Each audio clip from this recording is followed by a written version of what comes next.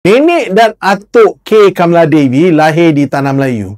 Ibunya hilang sijil kelahirannya dan seterusnya anak pun tidak mendapat kerakyatan selepas merdeka. Kemudian, anak dan cucu Kamaladevi pun tidak mendapat dokumen kewarganegaraan. Mari kita lihat.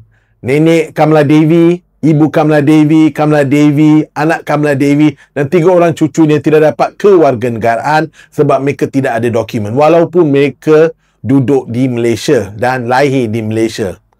Maka dengan itu mereka ke mahkamah. Mei 2024, Mahkamah Tinggi mengarahkan yang JPN memberi mereka kerakyatan. Tetapi JPN, Jabatan Pendaftaran Negara, dan Menteri Dalam Negeri, yang itu Saifuddin Nasution, tidak puas hati dan merayu kepada Mahkamah Rayuan, dan pada minggu ini mereka kalah di Mahkamah Rayuan. Inilah Malaysia 2025. Mereka yang lahir dan duduk di Malaysia sepanjang hidup mereka dengan atuk nenek pun lahir di sini, susah nak dapat kerakyatan. 5 generasi tidak dapat keadilan.